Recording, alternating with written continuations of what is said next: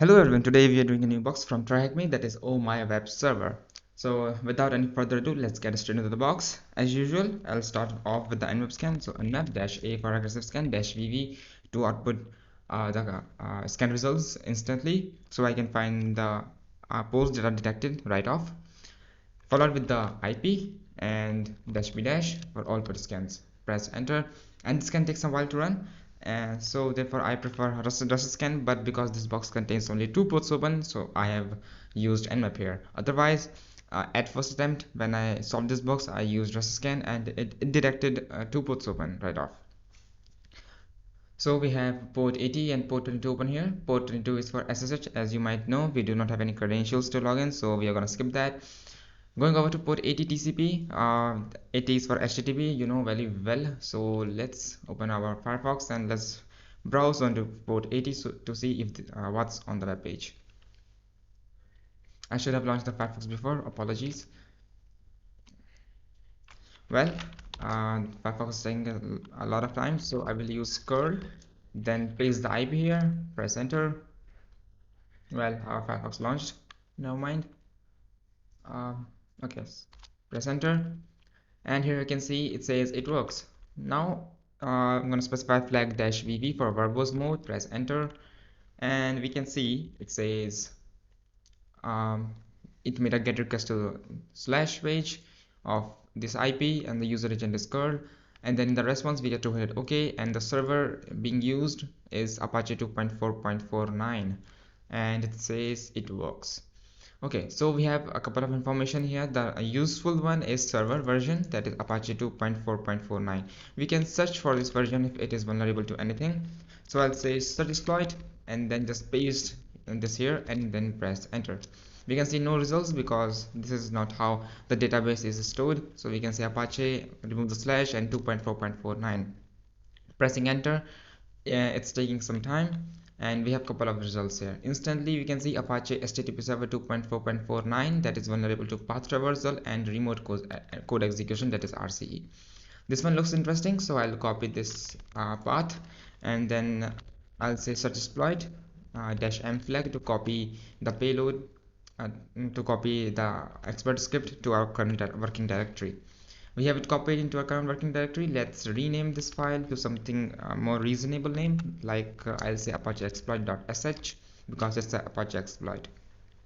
Alright, so let's try running it. So I'll say apache exploit.sh, press enter, and we can see the use case of it, how we can use it. It says specify the targets.txt, target list here, and then the path, and then the command. Okay, so it's a bit confusing because we can see here it says target list. We have the target list here, and it says specify the path. We have the path here, but we do not have command, like what's going on. So what I'll say is cat this sh script, and let's see what's happening here. We can see this exploit was discovered by the cPanel security team, and it was discovered in 2021 May, and also we can see how it works here.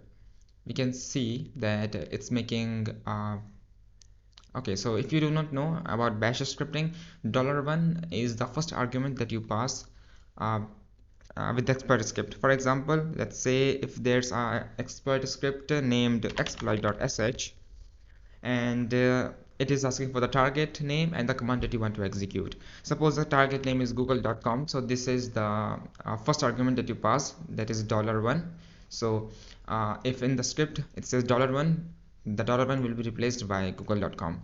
Then if somewhere it says $2 like this, then whatever you specify the second argument will be pasted there in place of $2. Like I'll say command who am I hope this clears up a little bit.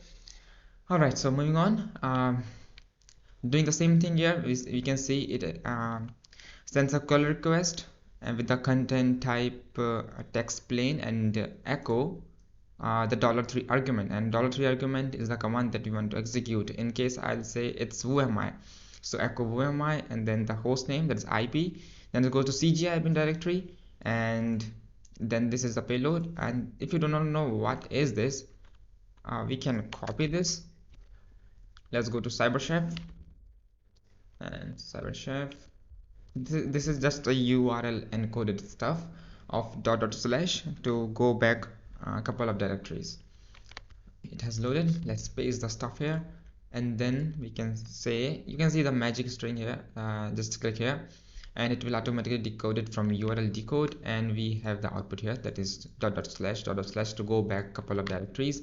We are given the examples of how we can execute this script, that is poc.sh, the exploit script, followed with the target.txt file. You need to specify the IP inside this txt file, then specify the command that you want to execute. So we want to execute whoami with the sh bin sh, with the shells. Inside the shell we want to execute whoami, so we are going to specify bin sh. So I'm going to do the same thing here. I'm going to do the same thing. So I'll say echo, then IP of the machine, and just throw it inside targets.txt files. Alright, now let's execute our Apache exploit file. So Apache exploit.sh, specify targets.txt, and then bin sh followed with the whoami. And we can see it says daemon, that we are daemon, we user. Okay, perfect. Let's see the hostname. Press enter, and we have the hostname as this. So we know that we have RCE here. Perfect. So now let's try getting a reverse shell back. So let's just close this nmap scan real quick. Okay, so I'll open a netcat listener output 1 2 3 4, and let's see if netcat is on the box. So I'll say which and see, and we can see netcat is not on the box. Let's see if python 3 is on the box, and we can see python 3 is on the box. Well, we know that we are inside the shell and we can execute any command. So let's go to reverse shell cheat sheet, and from here we will copy the bash payload, bash reverse shell payload, that is this one. Paste it here, and instead of 8080 I'll say 1234. Specify your TryHackMe IP here, and then press enter, and we can see nothing popped up here. Well, that is because maybe you need to specify then bash dash c, and then put this inside single inverted commas, press enter, and we can see we have a shell here. Perfect. Let's zoom into this by pressing Ctrl plus Z, and we are inside. Alright, so here I'll say python 3 dash c, the basic stuff, import pty.spawn, then bin bash. Alright, now I'll do Ctrl Z and stdpy.echo fg, press enter again, and we have a fully TTY shell working here. So I can press enter, I can do Ctrl C, and it will not crash my terminal. So now we just need to export term variable to xterm, and now we can clear the shell also. Perfect. Okay, so let's go to the root. We can see here that we are inside we are inside a docker container, and that is because I can see the docker env folder here. It's not a folder, it's a file, I guess, not sure, but whenever I see this, I know that we are inside a docker container. Also, docker container mostly are named random integers and letters, and that is what we can see here. We can also if you somehow see that you are inside a docker container, you should always use a script that I like using now, that is inside, let's see, yeah, so it's deepc.sh. You can search this you can get this from GitHub. So I'll say deepc GitHub,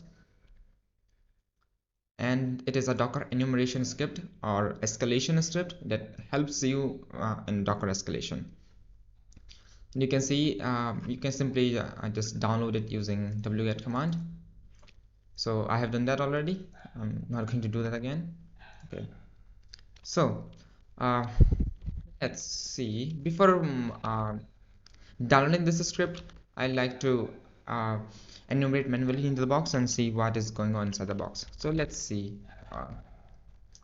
what is inside the war folder, and we have backups folder. Let's see, is there something interesting in there, and it is empty. All right,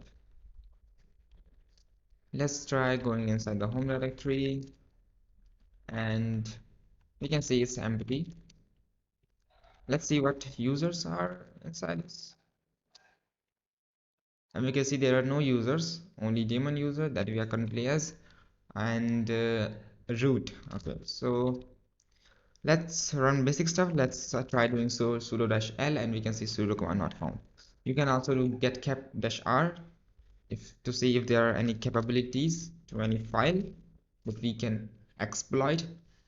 And we can see it says user in Python 3.7 has cap setuid capability, and with the help of this we can escalate to root user.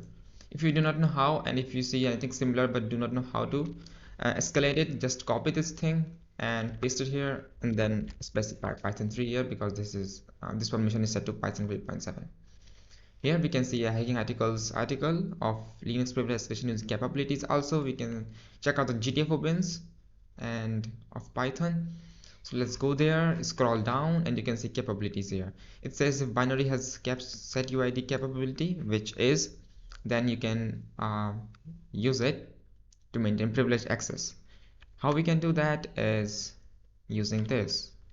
So it's a simple Python code that imports the OS library, and it sets the setuid to 0, and then it calls bin sh.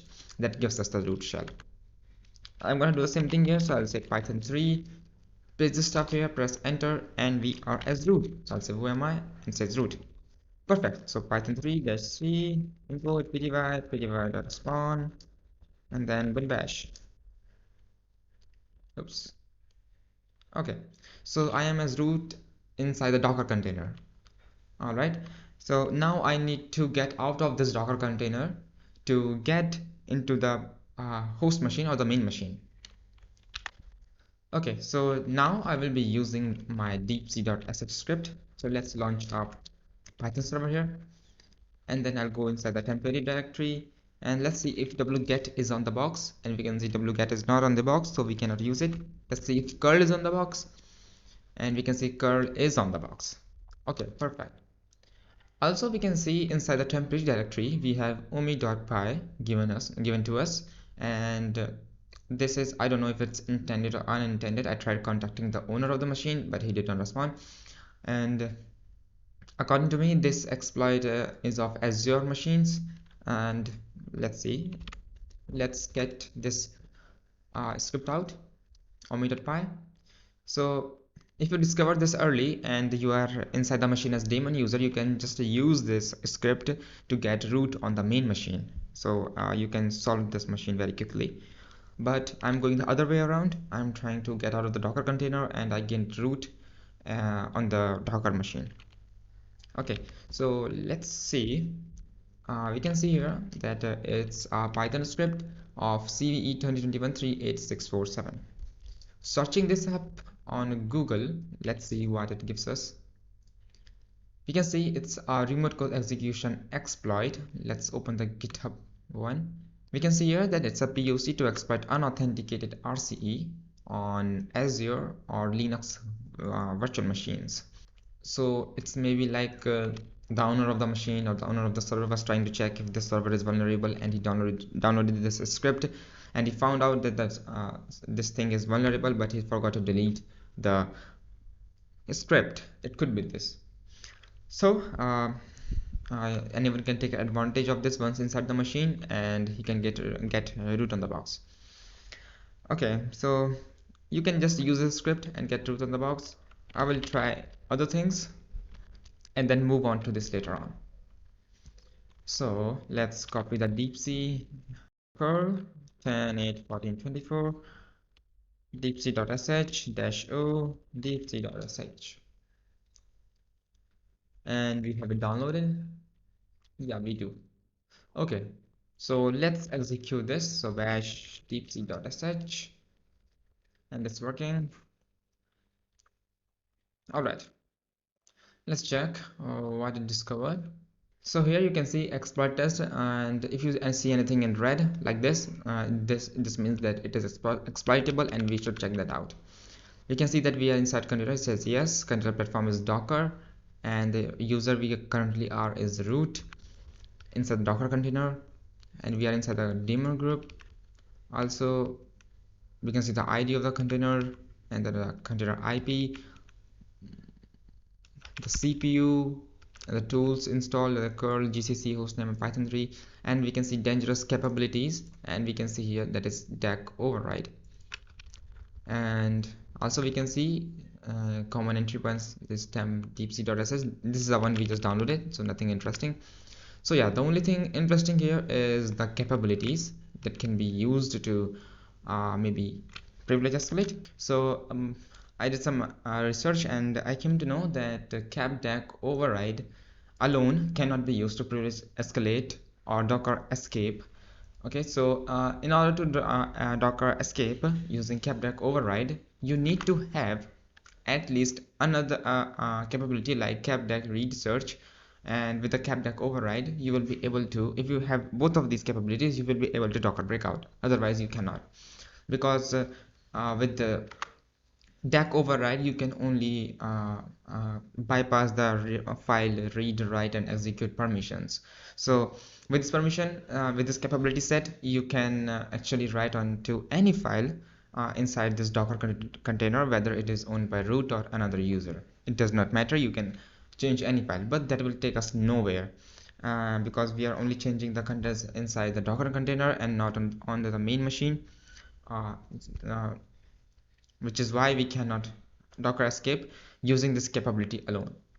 So at this point I am at a dead end and I cannot do anything because I do not see any other way of privilege escalate to main machine.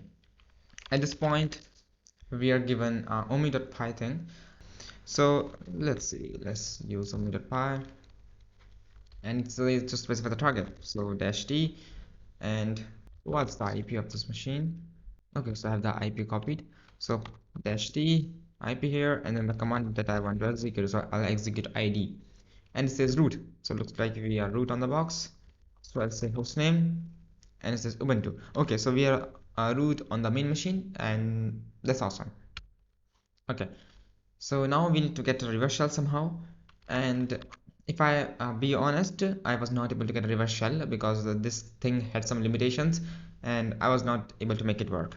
But we can try it again, try this out again. So I'll say, what I'll do is echo and then this, paste it here, so WTT specify the port, and then your TryHackMe IP, it is 10.14.24, and then just throw this inside exp.sh.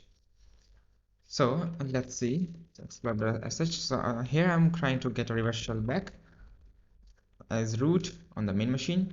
So I'll say python 3 omi.py -t, the machine IP, the my WebServer machine IP, the one we are attacking, and then -c.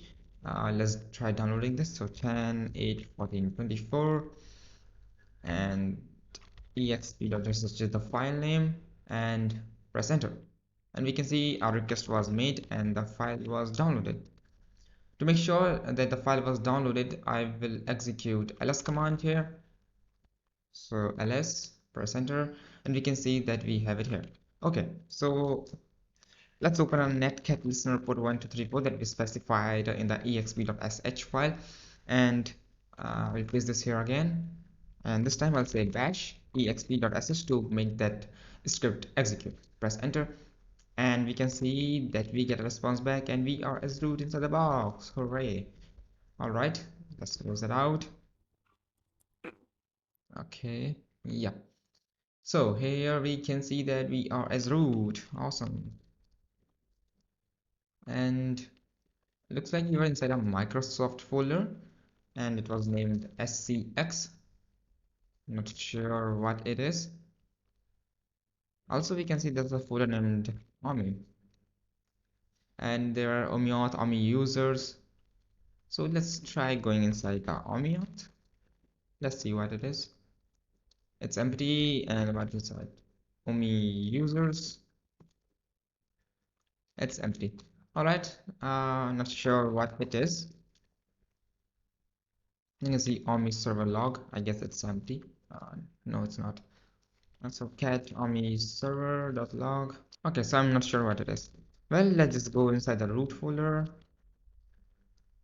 and here we have our root.txt file. Okay, so now we need only user.txt file, and that could be inside the home user, inside the Ubuntu, and we can see we have nothing here, like only a folder. Oh, my battery is running low. Okay, so let's quickly do that before my laptop die. So find slash, and then I'll say dash name and user.txt, and let's press enter. Let's see if it finds user.txt file anywhere on this system. And I love find command because it finds anything that is inside the box. You just need to know the file name.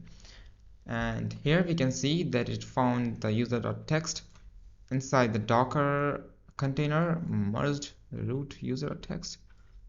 Okay, I'm not sure at which location it is. So we have the user flag here, and this concludes the box. So I hope you enjoyed. There were some few concepts that I missed and was not able to explain really good because I do not know much about the Omega exploit, but all I know is that it was a Linux Azure vulnerability, and due to which we were able to get unauthenticated RC on the box. And this host machine, the virtual machine, is hosted on the Linux Azure infrastructure, which led to this vulnerability, and which were able to exploit and get a root on the main machine. So I hope this cleared a little bit. In case you have any doubts, feel free to reach out to me on Discord, and also check out the IPSEX Omega video. He made a really good video. You will learn a lot of things about Azure vulnerability and about this oh my god vulnerability. And yeah, so that's it. I will see you around next time.